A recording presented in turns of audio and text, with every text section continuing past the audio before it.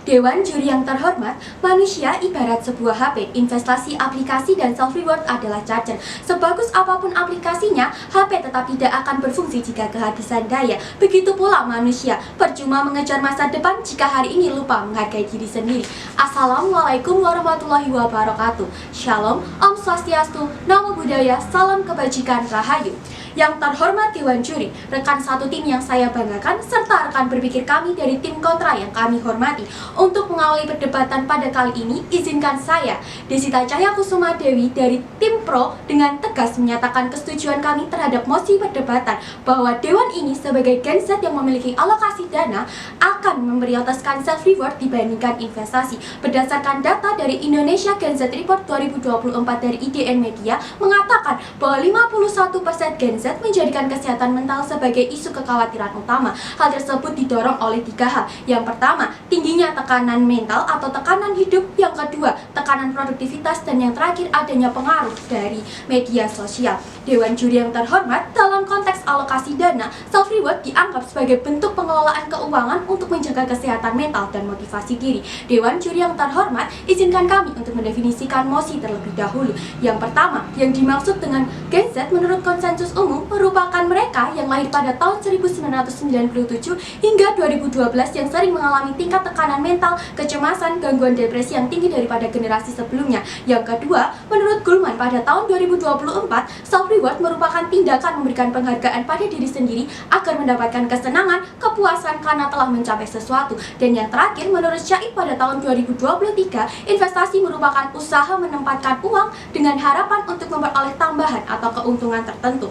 Namun, perlu kami luruskan bahwa posisi kami memiliki batasan-batasan tertentu. Yang pertama, Gen Z yang kami maksud adalah mereka yang memiliki alokasi dana, tetapi mereka kurang mencintai dirinya sendiri. Yang kedua adalah memprioritaskan self-reward bukan berarti kami anti-investasi, tetapi kami mendahulukan kesehatan mental sesuai dengan kondisi realitas yang ada. Dan yang ketiga, self-reward yang terbatas, wajar, dan juga tidak mengarah ke sikap konsumtif berlebihan. Mengapa mosi ini penting untuk diperdebatkan? Dewan juri yang terhormat, berdasarkan jurnal dari Universitas Swadaya Gunung Jati pada tahun 2026 dikatakan bahwa self-reward mempunyai pengaruh positif dan signifikan terhadap peningkatan kerja seseorang. Saat seseorang merasa usahanya dihargai, ia akan cenderung merasa lebih terdorong untuk berkembang, berkarya, dan mendapatkan hasil yang lebih baik. Sehingga self-reward bukan hanya bentuk konsumsi semata, tapi juga upaya seseorang menjaga kesehatan mental yang akan mempengaruhi kualitas pengambilan keputusan finansial. Berdasarkan argumen tersebut, kami meyakini bahwa self-reward merupakan langkah relevan bagi Gen Z. Dewan juri yang terhormat, oleh karena itu kami mendukung dengan tegas mosi perdebatan ini. Terima kasih. Apa gunanya mengejar masa depan jika hari ini kita lupa menghargai diri sendiri? Assalamualaikum warahmatullahi wabarakatuh. Shalom, Om Swastiastu, Namo Buddhaya, Salam Kebajikan, Rahayu. Dewan juri yang terhormat, serta rekan pemikir dari kelompok kontra, perkenalkan, saya Zahra Endrikusuma sebagai pembicara kedua dari tim Pro secara tegas mendukung mosi perdebatan kali ini, yaitu Dewan sebagai Gen Z akan memprioritaskan alokasi dana untuk self-reward dibandingkan memulai investasi. Dewan juri yang terhormat, izinkan saya menyampaikan sebuah gagasan penting. Self-reward bukan sekedar membeli barang atau mengikuti tren sesaat. Menurut Halodoc, mencintai diri sendiri berperan penting dalam menjaga kesehatan mental dan juga produktivitas sehari-hari. Hal ini sejalan dengan pendapat dari Kompasiana yang menyampaikan bahwa pemberian self-reward terhadap diri sendiri dapat meningkatkan semangat dan juga kestabilan emosional seseorang. Kita mengetahui bahwa Gen Z adalah generasi yang lahir dari rentan waktu tahun 1997 hingga tahun 2012, merupakan generasi yang hidup di bawah tekanan sosial, akademik, dan juga ekonomi yang sangat besar. Menurut laman resmi Universitas Gadjah Mada, tingginya tingkat kecemasan pada Gen Z dipengaruhi oleh tekanan akademik dan juga karir, paparan media sosial, ketidakpastian ekonomi, serta budaya perbandingan diri yang memicu rasa ketidakpercayaan diri. Artinya, persoalan utama Gen Z saat ini bukan hanya tentang uang, tetapi juga bagaimana caranya menjaga kesehatan emosional. Dewan juri yang terhormat, izinkan saya menyampaikan 3 gagasan penting yang mendukung posisi kami dalam mosi ini, yaitu sebagai tim Pro. Argumen yang pertama, self-reward membantu menjaga kesehatan mental Gen Z. Berdasarkan survei Indonesia National Adolescent Mental Health 1 dari 3 remaja di Indonesia mengalami masalah kesehatan, khususnya gangguan kecemasan. Dalam kondisi seperti ini, self-reward menjadi salah satu bentuk upaya yang sehat.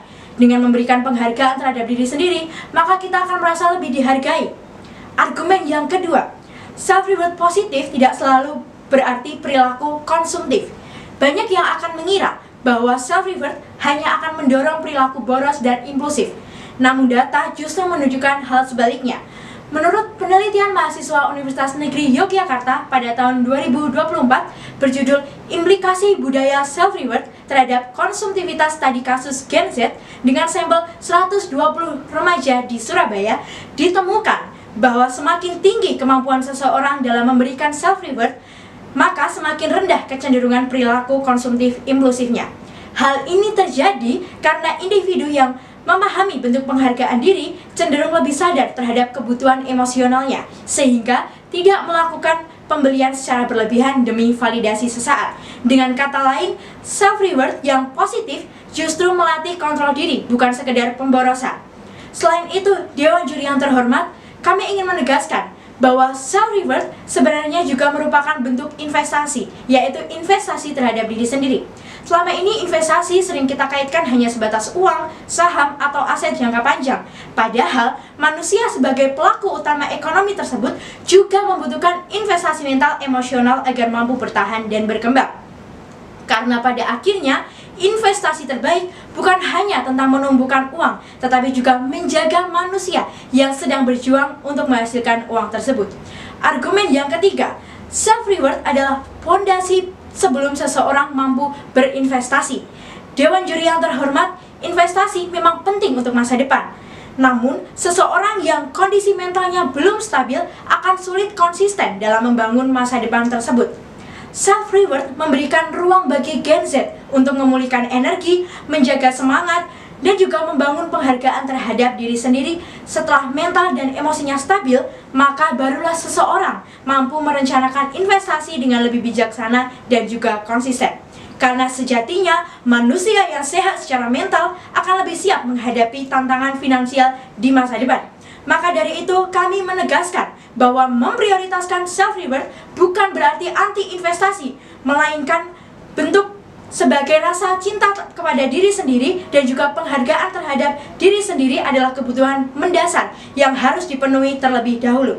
Sebab masa depan yang baik tidak hanya dilihat dari angka di dalam rekening, tetapi juga oleh manusia yang mampu bertahan, menghargai dirinya sendiri, dan juga tetap sehat secara emosional. Terima kasih. Secangkir kopi setelah hari yang melelahkan, membeli hal kecil yang disukai, atau memberi hadiah atas pencapaian diri bisa menjadi pengingat bahwa diri ini juga layak diapresiasi. Assalamualaikum warahmatullahi wabarakatuh. Shalom, Om Swastiastu, Namo Buddhaya, Salam Kebajikan, Rahayu. Para Dewan Juri yang terhormat, izinkan saya memperkenalkan diri. Saya, Agnes Vanessa Harum, selaku pembicara ketiga dari tim Pro yang akan memperkuat argumentasi kami mengenai kesetujuan dan juga dukungan kami terhadap mosi yang telah diberikan melalui data-data yang empiris dan juga relevan, sekaligus menanggapi dan juga menjawab pendapat-pendapat lain mengenai mosi. Dewan ini sebagai Gen Z lebih memprioritaskan alokasi dana untuk self-reward daripada investasi. Dewan Juri yang terhormat, seperti yang sudah disampaikan oleh rekan saya, bahwa terdapat 3 argumen atau gagasan penting dalam mosi ini sebagai tim Pro. Yang pertama, 1 dari 3 remaja mengalami masalah kesehatan mental yang ditandai dengan gangguan cemas. Dewan Juri yang terhormat, di tengah tekanan akademik, sosial, dan juga kehidupan digital saat ini, self-reward menjadi bentuk apresiasi diri atau self-love yang membantu Gen Z menjaga motivasi dan juga kesehatan mental. Bahkan dalam jurnal faktor-faktor yang mempengaruhi kesehatan mental remaja, karya Fetty Rahmawati dan juga kawan-kawan, dijelaskan bahwa rasa syukur berpengaruh terhadap kesehatan mental seseorang.